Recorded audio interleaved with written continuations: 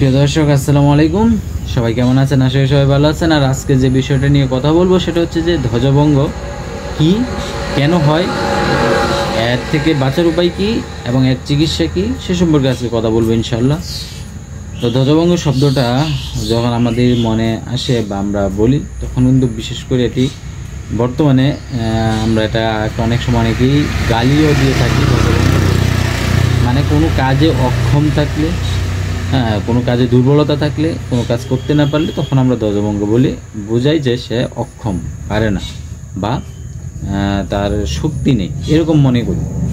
তো আসলে ধ্বজভঙ্গ হচ্ছে ইম্পর্টেন্স যেটা আমরা বলি সেটা হচ্ছে যে পুরুষের সহবাসে অক্ষম, মানে সে যখন সহবাসে যাবে বা সঙ্গীর সাথে সহবাসে লিপ্ত হবে তখন তার পুরুষাঙ্গ স্ট্রং না হয়, পুরুষাঙ্গ সম্পূর্ণভাবে শক্ত না হওয়া, এটাকেই আমরা ধ্বজভঙ্গ বা ইম্পোর্টেন্সি বলে থাকি। তো ধ্বজভঙ্গ হলে ধ্বজভঙ্গ কেন হয় সেটা আগে আমরা জেনে নিই।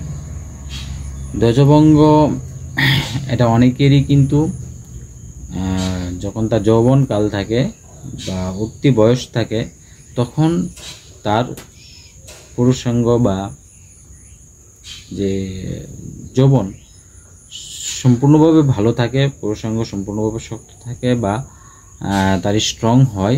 কিন্তু একটা সময় দেখা যাচ্ছে পার হওয়ার পর, 5 বছর 10 বছর পার হওয়ার পর একটা সময় তার এই সক্ষমতাটা থাকে না। তো এটা কারণ কি? কারণগুলি হচ্ছে যে অনেকেই কিন্তু যৌবন আসার শুরুতেই, তার পর্যাপ্ত পরিমাণ বয়স হওয়ার আগেই, যেমন 15 বছর 16 বছর বা 18 বছর এরকম তার যখন যৌবনের চিহ্ন আসে, তখন থেকেই বিভিন্নভাবে সে বিভিন্ন পর্ণ দেখে বা বিভিন্ন মাধ্যমে জেনে সে কিন্তু এই মাস্টারবেশনে আসক্ত হয়ে পড়ে বা বিভিন্ন মৈথুনে আসক্ত হয়ে, যার মাধ্যমে সে প্রচুর পরিমাণে বীর্যপাত ঘটায় এবং প্রচুর পরিমাণে যৌন সুখ নিতে থাকে, যা তার সক্ষমতা, তার যে পরিমাণ হওয়ার কথা তার চেয়ে অতিরিক্ত পরিমাণ হয় এবং সারাক্ষণ এই সমস্ত চিন্তায় থাকে, যৌন চিন্তা নিয়ে সারাক্ষণ থাকে। বিভিন্ন ধরনের পর্ণ তো দেখেই, পাশাপাশি বিভিন্ন চটি গল্প সহ এই সমস্ত আলোচনা করে সব সময় তার লিঙ্গের যে ব্যবহারটা এটা করে থাকে এবং এটা দীর্ঘ সময় যখন করে তখন কিন্তু একটা সময় তার এই অতিরিক্ত ব্যবহারের ফলে, কারণ আল্লাহ তাআলা আমাদেরকে দিয়েছেন যার যে কোনো একটা জিনিসের একটা ব্যবহারের লিমিট থাকে। যে কোনো ইঞ্জিল যদি আমরা বোঝাতে যাই যে আমরা বাইকের ইঞ্জিল কই বা অন্যান্য যে কোনো ইঞ্জিল, যখন আমরা এটা একটা ব্যবহার করি একটা সময় কিন্তু ক্ষয় হয়ে যায়। এটা ব্যবহারের একটা লিমিট থাকে। আমার ডিভাইস যেটা এখন সামনে যে ডিভাইসটা আছে, মোবাইল ডিভাইস, এটাই সাপোজ এটা যে কয়েক বছর ব্যবহার করি, এটা কিন্তু একটা সময় ক্ষয় হয়ে যাবে, এটার কার্যক্ষমতা কমে যাবে। সব কিছুর একটা ক্ষয় আছে। তো আমরা যখন এটার লিমিট আল্লাহ তাআলা দিয়েছেন, তো আমরা যখন এটা অতিরিক্ত ব্যবহার হয়ে যায় তখন কিন্তু একটা ক্ষয় হয়ে যায়। তো এভাবেই কিন্তু দেখা যাচ্ছে একটা সময় সে ধ্বজভঙ্গ পরিণত হয় এই কাজগুলির মাধ্যমে। এছাড়া যারা এই বয়সে বা ছোট থেকে অনেক সময় পুষ্টিহীনতায় ভোগেন, বিভিন্ন পুষ্টিহীনতার কারণেও কিন্তু, খাদ্য উপাদানের ঘাটতির কারণেও কিন্তু এই সমস্যাটা হতে পারে। এছাড়া যত জন্মগত জেনেটিক্যালভাবে কিন্তু এটা অনেকেরই হতে পারে। এইসব কারণেই কিন্তু আমাদের এই ধ্বজভঙ্গ হয়। এবং অনেকেই আছেন স্বপ্নদোষ, প্রচুর পরিমাণ স্বপ্নদোষের ফলেও কিন্তু এই ধ্বজভঙ্গ একটা সময় হতে পারে। কারণ স্বপ্নদোষ যখন অতিরিক্ত হয়, এবং সে স্বপ্নদোষ হয়, অনেকেই আছেন যে রাত্রে শোয়ার আগে বিভিন্ন পর্ণ দেখে ঘুমোতে যান বা বিভিন্ন যৌন বিষয়ে চিন্তা করে যখন ঘুমোতে যান তখন দেখা যাচ্ছে রাত্রে তার স্বপ্নদোষ হতে পারে হয়।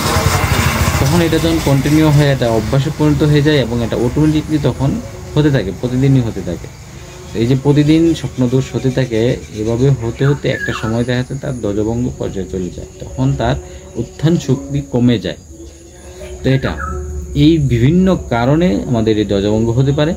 তো ধ্বজভঙ্গের চিকিৎসা কি? ধ্বজভঙ্গের আসলে চিকিৎসা রেজাল্ট এটা নির্ভর করে তার কতটুকু পরিমাণ হয়েছে, কীরকম তার অবস্থা, বর্তমান অবস্থা কীরকম। ধ্বজভঙ্গের অনেকগুলি স্টেপ আছে, তার সে কোন স্টেপে আছে। যদি প্রাথমিক অবস্থায় থাকে তাহলে তার চিকিৎসা করে ভালো করা যায়, কিন্তু যখন একদম ধ্বজভঙ্গ হয়ে যায় তখন কিন্তু দেখা যাচ্ছে সেটা চিকিৎসা করলেও অনেক ক্ষেত্রে ভালো করা যায় না, অনেক ক্ষেত্রে চিকিৎসা ব্যর্থ হয়।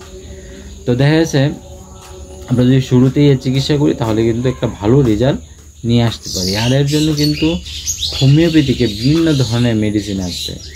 এক এক মেডিসিন এক এক কারণে ধ্বজভঙ্গ হওয়ার এক এক কারণে কিন্তু ইউজ করা হয়ে থাকে। কারো মাস্টারবেশনের কারণে যদি ধ্বজভঙ্গ হয়ে থাকে তাহলে দেখছে এক ধরনের মেডিসিন আসছে, কারো স্বপ্নদোষের কারণে ধ্বজভঙ্গ হয়ে থাকলে এক ধরনের, পুষ্টিহীনতার কারণে ধ্বজভঙ্গ হয়ে থাকলে এক ধরনের, বিভিন্ন কারণে যে ধ্বজভঙ্গ হয় তার জন্য আলাদা আলাদা মেডিসিন আছে।